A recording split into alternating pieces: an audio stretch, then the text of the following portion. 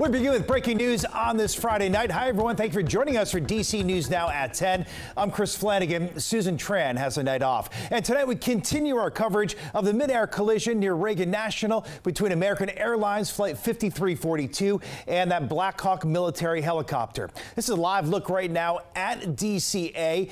So far, 41 bodies of the 67 people killed have been recovered from the river. Now, officials say all the bodies are expected to be recovered. Now, new dash cam video showing the moments of that crash. You can see here the explosion on the upper left corner. This is shot from Joint Base Anacostia Bowling in D.C. Now, the black boxes from the plane and the helicopter have both been recovered. The devices store audio recordings from the cockpits and flight data.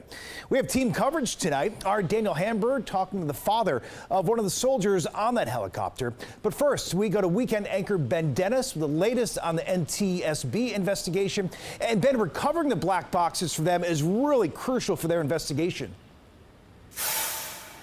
It is a key development here, Chris. That data is going to start to be reviewed by the NTSB. This all comes as the memory of those many lives lost in this tragedy being honored. Check it out. These crosses have been put up recently right north of the airport and across the street, the GW Parkway. That's the site you're seeing right now where that recovery effort is also turning into clearing up of debris. Tonight, mangled metal sits in the Potomac River 48 hours after an American Airlines flight from Kansas crashed into an Army Black Hawk helicopter moments before landing at Reagan National. We have human remains at Bradley. D.C. officials say remains for 41 of the 67 people believed dead have been recovered. 28 positively identified as of this morning. As D.C.'s medical examiner continues to identify souls lost at this makeshift morgue, the NTSB says barges will arrive tomorrow morning to help remove sections of two large debris fields. The goal to be done in what I will call quick order. I can make no guarantees of that because first and foremost, we need to make every effort and to make sure we're recovering every one of the people that perished in this accident.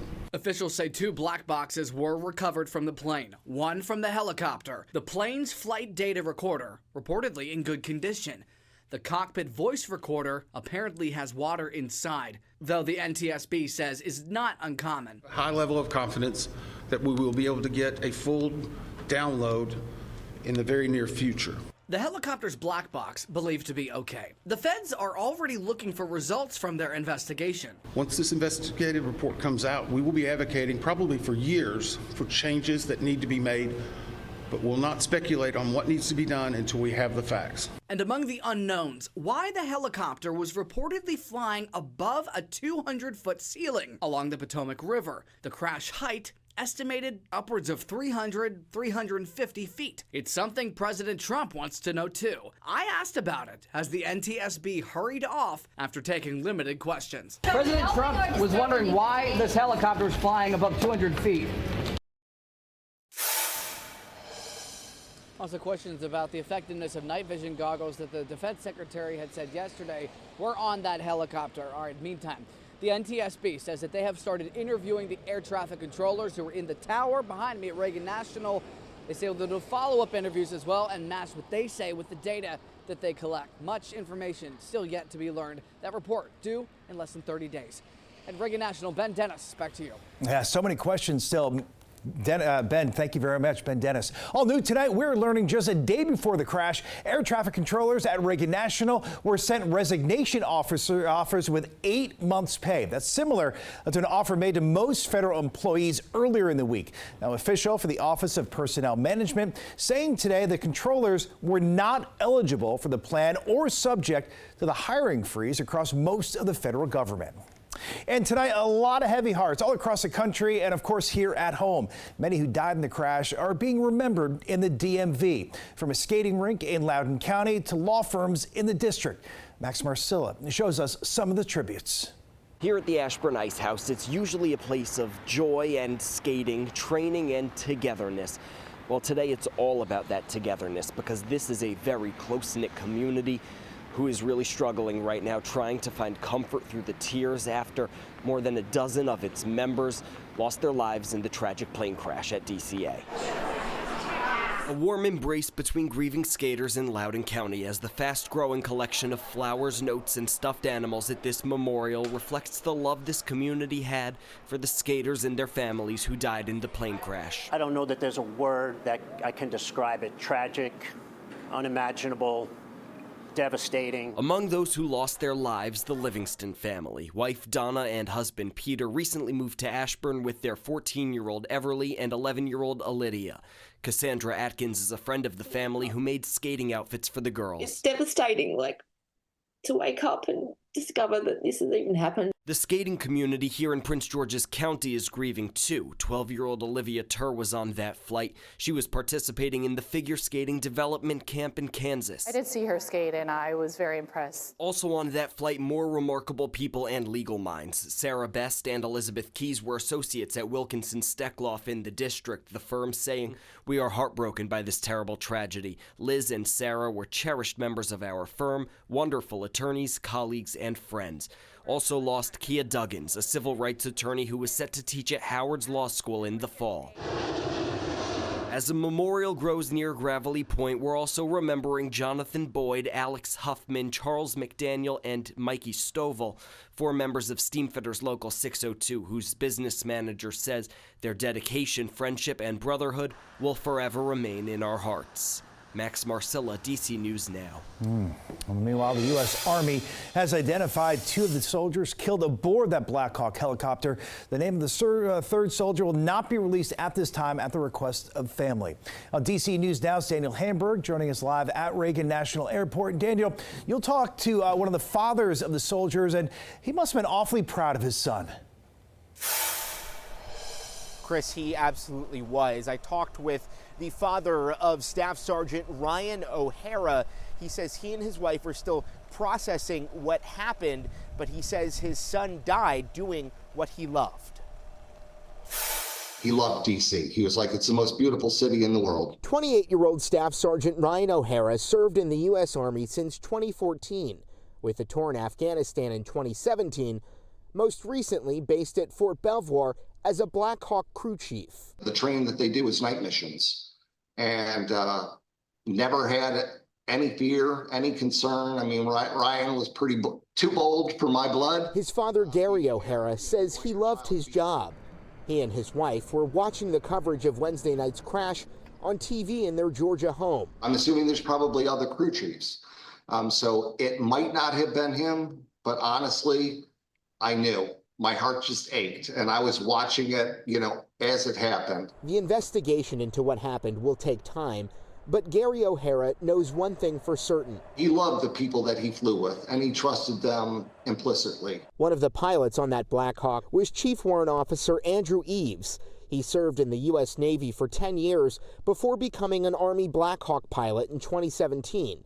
His wife posted on Facebook, "We ask that you pray for our family and friends and for all the other families that are suffering today." For Gary O'Hara, he wants Ryan to be remembered as someone who always wanted to help others. He was a great human being.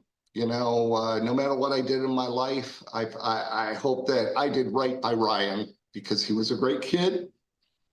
And I couldn't be prouder. I did ask Gary O'Hara about President Trump's comments on Thursday regarding DEI and speculating about how this crash happened. He said the men and women aboard that helicopter, and frankly, those on the plane, deserve better. He says he is expecting a call from the White House, possibly President Trump, tomorrow. We're live at Reagan National Airport. Daniel Hamburg, DC News Now. Oh, what a legacy Ryan O'Hara leaves. Daniel, thanks. Meanwhile, recovery crews will be back on the Potomac tomorrow morning to recover more bodies and eventually reunite the remains with families. First responders now also bringing some of the bodies to shore in southwest D.C. In addition to Gravelly Point in Virginia, DC News Now spoke to neighbors who have seen the heartbreaking work from their apartment windows.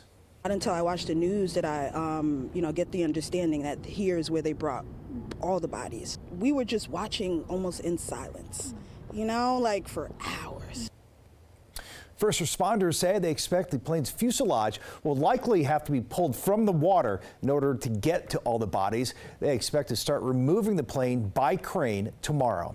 And grim discoveries are being made near the crash site on the Potomac. One man with the environmental group, the Potomac Riverkeeper Network, pulled out what appears to be part of an airline seat near Alexandria. Also found several American Airlines branded sugar packets and a waterlogged landing gear checklist, if you saw there.